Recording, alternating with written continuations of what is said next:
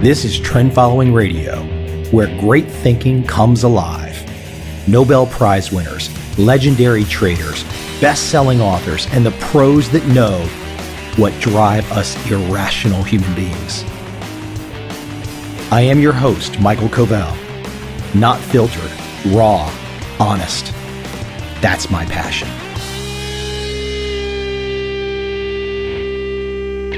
Today on the show, I have Jerry Parker. Jerry Parker is the president of Chesapeake Capital. Jerry was famously featured in my second book, The Complete TurtleTrader. Awesome story, awesome insights. Jerry's second appearance on my podcast, and I hope to have him on many times in the future. Enjoy.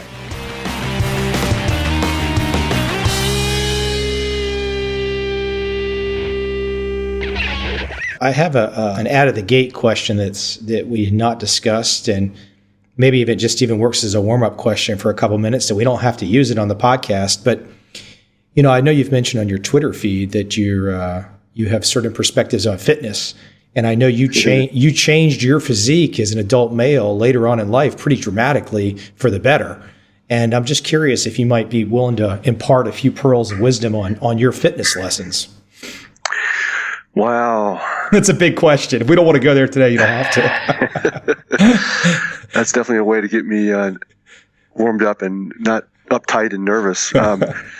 Well, I guess I woke up when I was like 41 or 42 and just said, today's the day. And so I built a gym at the office. I needed a place to work out in secret and private because I was embarrassed. So I just started working out. And the more I worked out, the more I got under the idea that I should focus on being healthy. And so I started eating healthy. And before then, I could never lose weight. I'd lose 5 pounds and gain it back. But so then just the whole focus, taking the focus away from denial or losing weight to a higher goal, which is being healthy, being athletic. Yeah, this is a big, huge subject. But I think people get confused on two different areas. One is losing weight and the other is being healthy. And being healthy is, losing weight, you possibly need to lose weight to be healthy, but it's a subset of being healthy. And when I sort of thought about being athletic, being healthy, my whole attitude changed, and it was just sort of a higher calling, one that was worthy. And just over time, I got better and better. I think it's just like practicing piano. You're going to get better the more you practice. And so the more I practiced health, I just got better and better and more disciplined. And of course, I was prone to throwing myself into a philosophy or a way of living life and just trying to be the most disciplined person ever and priding myself on being tougher and stronger than most people. So, but I think it's hard to understand exactly. People ask me all the time, can you write down what you did? And so I write down the food that I eat and I write down the workouts that I do. And I go, oh, golly, this is impossible. You can't really do this except if it's one step at a time in your own way and sort of meeting your own psychological needs and requirements. But it's definitely a hobby of mine. And, like I think yesterday, I do like to tweet, things about sugar. Sugar is evil. Sugar is bad. And I think all the research continues to point that way. Follow the trend and don't eat sugar. I'll tell you a quick side note on me. I've changed some in the last couple of years for sure. When I look at some of the old pictures of me, I know I've changed. But one of the motivations for me is I ended up meeting this author at a Tim Ferriss event. And this author is a guy named Tucker Max, who's famous for writing very racy, like fraternity-like stories. And he looked at me and this other guy, and he just looked at us and he said, "What is wrong with you two? Look at you. What's right? What are you eating? Look at your faces. What are you guys doing to yourself?" And I was like, "Oh wow!" And I wasn't mad at him at all. I was kind of like, "That's kind of cool. I like that bluntness right there. It didn't offend me at all." So anyway. I think what you can't explain to people is that it's to some degree, I believe it's sort of all or nothing. If you really want to it's like a trading system. You can't halfway commit or just do the trading system 5 days a week or 15 days a month. I feel like you have to go all in if you really want to have sort of consistent success. And what people don't really understand until they experience it is you can get to the other side. You can get there, and it won't take that long. So what you find impossible today, not eating the desserts or sort of the unhealthy food and getting your workouts in, it's not going to happen all of a sudden, but it will over time. And all of a sudden, I had a tremendous food addiction. No one was less disciplined, ate worse than me, worked out less than me. But now it's just so easy. Like anything, you practice for a long time, and it is practice. It doesn't sound reasonable, but it's like everything. Well, I didn't mean to open up the Pandora's box, but I just thought it might be a good way to kind of come at something completely different. Let me let the audience know what our idea was today. We had a couple topics that we bounced around, 5, 6, 7 topics, and I guess I almost view this like a Market Wizards style interview where I just want to kind of let you go with each of these questions, and we'll just kind of we'll see how long it takes us, and we'll just bounce through them. Yeah. So if it's interesting, keep going. Yeah, the first one I wanted to throw at, I think we had 2 number ones we were talking about, but I think the first one, since it's been topical, at least topical in the financial news, is this Hindenburg omen. And maybe from your perspective, and you've got some perspective here in this space, maybe you should offer to the audience out there this concept that they hear about every 6 months on CNBC and Art Cashin coming on and saying something and, be worried about it, the Hindenburg omen. And it sounds ominous and it sounds, something's crossed here and crossed there. And what shall Jerry Parker say in response to the Hindenburg omen? Well, I would just say that it's not a system. It's not systematic trading. It's not trend following. And so I would be hesitant to use it. Trend following, system trading are based upon entries and exits and doing a back test and deciding which systems you want to trade. And they're not relevant in trying to understand or figure out what's going to happen next. We don't know what's going to happen next. We don't know. We pretend not to know and practice that we don't know, but we do know what to do when something happens. So we know if the market does X, we'll do Y, but we don't really know what's going to come next. It's sort of like maybe blackjack in that you know what to do when the cards are played, you just don't know what cards are going to be played. And so I think the omens and the patterns and indicators are trying to predict the next move, and we're just executing a system that has entries, that has exits, that's been back tested. And we know that if we do all of those trades over our career, in every market the way we should, we will put ourselves in a high likelihood of extracting profits from the market. But on this particular trade, who knows? It's all random. No one knows except in hindsight if now was a good time to get out or to stay in. We just know that if we execute our principles and our strategies, our entries and our exits, that we will put ourselves in a high likelihood of making money, but not predicting whether this scenario is going to play out. And so I'm very hesitant to sort of say, because as soon as I say the omens are wrong and they're not going to work, of course they will work and I'll be proven wrong. So that's why I don't really have an opinion on this. It's just not systematic trend following. Right. It is just, you could be proven wrong in one instance, but I think what you're trying to give is a perspective over a lengthy period of time, because it makes a lot more sense to play this game for a lifetime than it does to try and do a one-hit wonder. Yes, and we're interested in objective trading. We're interested in having rules and back testing and seeing if our rules work and then faithfully executing those rules in the future. I read an article about a simple trend following concept, Golden Cross, and when the 50-day moving averages crosses the 200-day moving average, you go long. When it goes below, you exit and go short. And this article was written by a person at a Wall Street bank, and rather than totaling up the trades, the entries, the exits, and the P&L, and I guess this was probably the S&P, their idea was, here's what happens to the S&P 6 months after you go long on the Golden Cross. Well, I mean, that's sort of the same thing. They're trying to take an objective entry-exit criteria and abandon it, disregard it, but say, well, I don't care about the actual trades, the objective trades that I'm going to count up and create a track record, a theoretical or a real track record. No, I want to know what happens 6 months or 3 months after this objective buy signal. So they switched the buy signal from an objective buy signal and an objective exit signal to an indicator, which this is just the mentality of people who are not well schooled or well versed in sort of system trading. I guess for some reason it's very, we love it and we just don't understand why others don't embrace it. Let me jump into a second question. I think this is people need to listen to this question. I think it opens up an interesting thought process. So why would you stay in a long position that you would not want to enter into today? Well, simply, the only reason I'm long today is because I trade a system that I chose on the basis of the entry-exit combinations.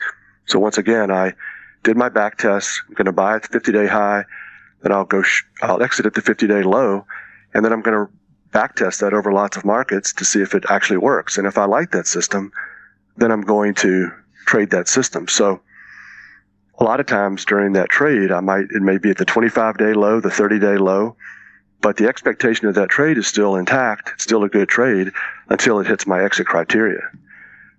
So I'm only long because I understand that the entry and the exit are linked to each other. They don't exist separately. The entry makes no sense unless I have a good exit.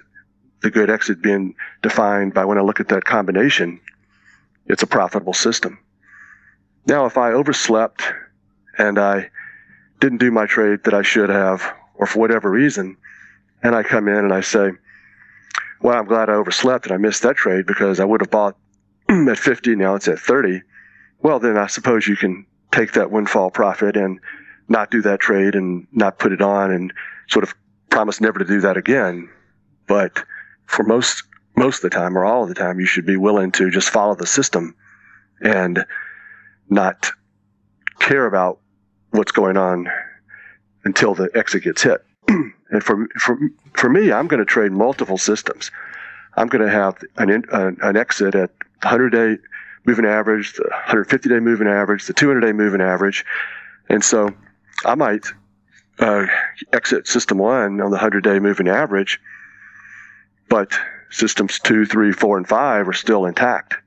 So once again, we're following a system, entries and exits. We've back-tested it. Of course, I don't like what's going on today. Of course, I wouldn't buy today. I'm following my system. I bought 6 months ago. I'm not going to even, it's a nonsensical question. Should I be buying today? Would I buy today? No, I would buy when the system told me to buy, which could be days, weeks, or months ago. Let me offer something there too. You mentioned about oversleeping. I just want people to understand that was a kind of a rhetorical, hypothetical example. I would like you to probably state for the record the last time that oversleeping had messed up your system. I seriously doubt it's been any time recent.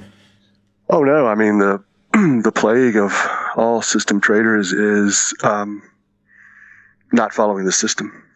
So it wasn't whenever I didn't follow my system. I wish I could have blamed it on. Okay, I see your point. Sleeping. Gotcha. But you got to do all the trades. Gotcha.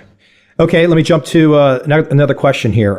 Reducing volatility increases risk. Just the statement, reducing volatility increases risk. And I assume you're making that as kind of an affirmative statement. Reducing volatility increases your risk.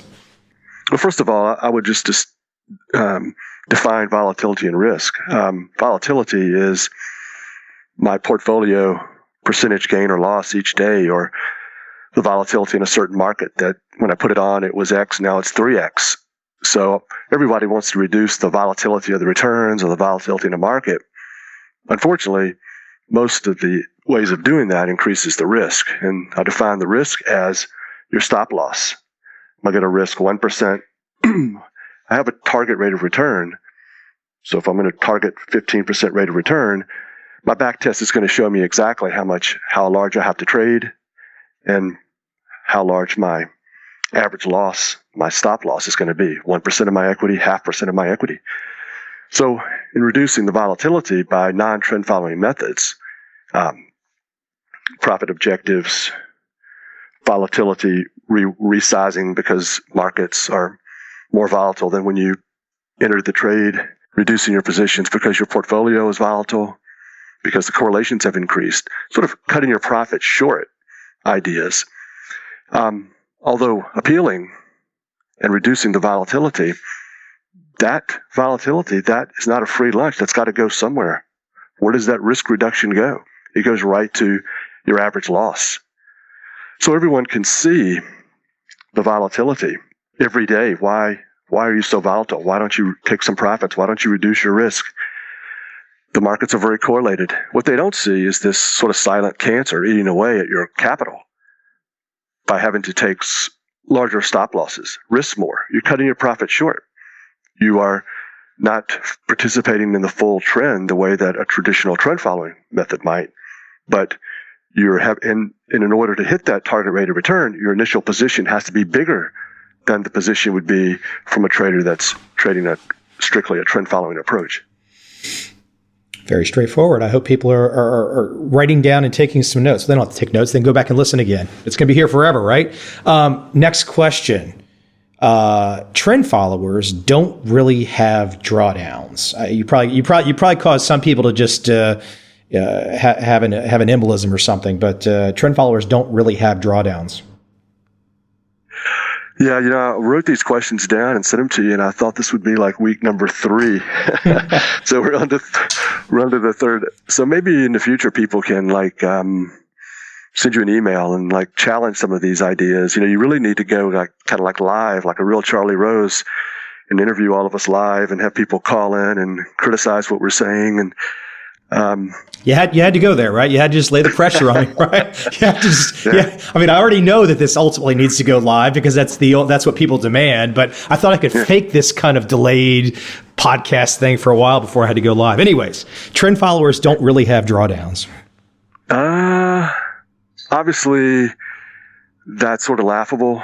And I tried in all of my questions suggested topics to sort of make them a little crazy and outlandish so you'd be interested. But I think that to a large degree from a trend following point of view, you don't really have a drawdown in the typical sense. Now, of course, it depends upon the systems that you're trading and the markets that you're trading. If you're trading my systems and all the markets that I trade, this has been my experience. But I don't think it's that difficult to devise a trend following system that, from some perspective, doesn't really have drawdowns. Let's go back to our typical system, which is the golden cross. When the 50 crosses the 200, we go long. When the 50-day moving average goes below the 200, we go flat and short. And then you can make that a better system. There's ideas in the public domain that it can improve upon that system. So basically, that's a proxy for a long-term trading system. It's going to hold long-term trends for 100, 200 days.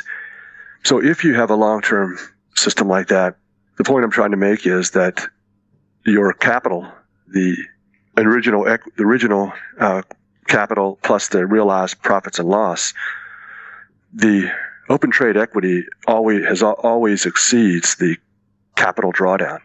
Now, that's once again using my systems or a long-term system or the systems that I've come up with and the markets that I trade. So it's been close, even on my research, even on the hypothetical, where the open trade equity has not exceeded the capital drawdown. But by and large, for the past 20 or 30 years, that's always been the case. So you could have liquidated your account on any day in the past 20 or 30 years and not had a drawdown in your capital account. Any drawdown in your capital would have been exceeded by your open trade equity. Mm-hmm. That's what trend following does. It's continuing to take these small losses and to hold to these big, huge, hopefully huge open trade positions. And so if capital, original investment plus realized P&L, is what we're trying to protect and we're going to be very conservative and be very careful with that capital. Once again, we're back to number 2, reducing volatility increases risk. Because I'm trading smaller, I'm looking very risky because I'm playing fast and loose with the open trade equity. But I'm not taking profits. I'm not cutting my profit short. But if I'm trading as small as I can to achieve the target that I'm set up to be by not using volatility reducing methods, then I'm protecting the capital and I'm playing fast and loose with the OTE. But the client can't really see the capital. They don't separate the two equity curves. And so it's really difficult to impress upon people the safety of that trend following offers and protecting capital at the same time. It requires you to really accept volatility and accept drawdowns and accept what looks like an incredibly risky situation. But in fact, it's the only way to, in my opinion, to approach the markets in sort of a risk-controlled way. You're kind of challenging people to think about their account in kind of a dual manner. Yeah. I mean, would you close out a private equity position due to volatility? Yeah. You know, if someone came into the meeting and said, well, I think we should get out of this tech company because it's very volatile, it's sort of the curse of mark to market. Yeah. People see it. You can get out. You can get back in. You can preserve capital. It's a game. I think it's a game that CTAs play and should stop playing because I think it hurts performance and hurts the bottom line, which is making money for our clients. And you just can't really beat good old-fashioned letting your profits run and taking small losses. It's just trade-offs. There are trade-offs to all of these. If you're trying to override that philosophy. Yeah, there's no secrets, so to speak. Let me jump to the next issue, and this will. There is a silent group of your peers, because I think you're very prominent in your view about this, and I've said my own things about this, but there's a silent group of peers that I know believe exactly like you do about this phrase managed futures. But the statement is this: investors may not want managed futures, but they do want and need trend following. And I assume you're laying out that phrase more like maybe what they don't even know they want, but this is what they should want, if I'm reading you right. Exactly. I mean, they tell us that they don't want managed futures by their actions and by their intolerance to drawdowns. So I'm just saying, as business people, we should have just realized that and said, look, what we really have to offer here is trend following, taking small losses, going with the trend, diversifying, being systematic, being rule-based. But in the diversification piece, if they don't want the currencies and the commodities and the interest rates, then we should have just started day one. We should have started a stock only. That's what we should have done, promoted our trend following in markets that people kind of like and love. Low fees, low leverage, and just sort of get them understanding and enjoying the benefits of trend following. So people have lots of investments out there in bonds and in interest rates and stocks.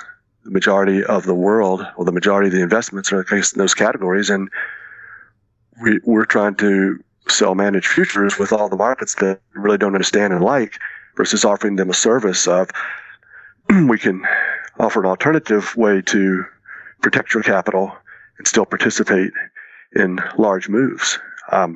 Shorting interest rates, what are you going to do with the bond markets and the interest rates now? Do you have a short position on? Why not? So we not only offer trend following is not only taking small losses and go with the trend, it's also shorting and giving people as much diversification as they're willing to have. We don't want to have it all or nothing. Either you accept all of these crazy markets at 2 and 20 in my fund the way I want to do it, or you get nothing. Well, that's just poor business. I think that one of the things that we should have done too is create products that were funds and investment strategies that are more correlated with the S&P. We just want to help people get rid of 2008 and the bad sell-offs, but touting things that are totally uncorrelated with the S&P is a big stretch for people. We should have 90% of the liquid investment should be in trend following, not 1% or 5%. And creating products that are too out of the mainstream puts a struggle, and it's a struggle for people to accept them. Let me throw this out there, Jerry. So we've talked about this phrase managed futures before, and managed futures, frankly, can mean any strategy. It's not a strategy. It's just it's a description of an instrument. And there's a lot of different strategies under that rubric, under that title. The most prominent strategy under the managed futures umbrella, the one with the decades of track records and traders that have done well, is trend following. For me, though, I'm really starting to think that the whole managed futures and those that want to hold on to it, I honestly think this comes down to the entrenched interest that want to have other strategies beyond trend following inside the managed futures umbrella because it's good for business. And what business is it good for? It's good for the brokerage business. It's good for commissions, because a lot of these managed future strategies that are not trend following are good for brokers. I mean, this short-term stuff is great for brokers. I think it definitely has this in the managed futures departments of major Wall Street firms. And I just think that for Chesapeake, for me, and possibly for others, it's just not a good term. It doesn't tell clients what we do. And plus, it really limits your thinking. If your mandate was trend following all the world's markets, then your idea is, of course, we're going to do stocks. Of course, we're going to do bonds. Of course, we're going to do a 60-40 product that is bonds and stocks. Of course, we're going to not limit our stock trading to just indices. We look at the whole world through trend following, which is what people need. If it still works, if it's going to work, who doesn't want to take small losses, preserve capital, and participate in long-term trends? I just think it's better from a marketing and client friendliness point of view to let people know exactly what you're about. And it's sort of client-centered too. What do you need as a client? What offer you? Well, I'm telling you what I'm going to give you, managed futures, and if you don't buy it, I'm going to complain and criticize you forever because you're dumb enough not to know you need it. Hey, come on. Let's give them what they have, what they want, and what they can accept, and maybe later on the road they'll look at your stock trend versus your diversified fund and say, just notice, why does the diversified always make more money, or why is it more consistent? And you'd say, well, that's what I've been trying to tell you, but it's more diversification. Stocks are not this inherently superior trading vehicle. It gives people a way in to maybe trend following. I think a part of what we can enjoy maybe in the future, and obviously in this call, was trying to look at articles in the news or some cliches that everyone says is absolutely true, and let's sort of examine it a little bit rather than dismissing it as, okay, we all believe that exits are more important, so let's just move on. Let's look at some of these things and not move on. Obviously, some of the way I've worded some of these issues, they're volatile and they're just to get people fired up. And I like disagreements. No, come on. I've been to your Twitter account. You seem like there's no disagreements there. What are you talking about?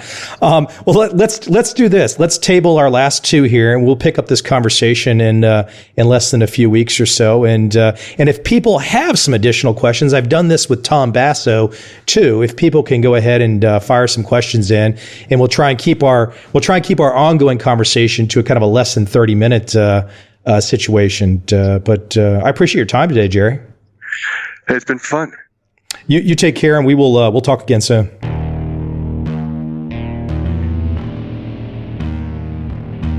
I see a time when those awake will understand how to make money in up, down, and surprise markets.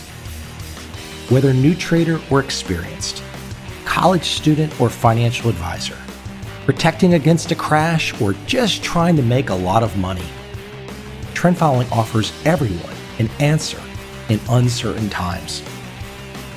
To get started immediately, send me an email, michael@covel.com. I will send you the right trend following steps to take along with my free video. But if you want to buy and hold, trust the government and trust Wall Street. This is absolutely not for you.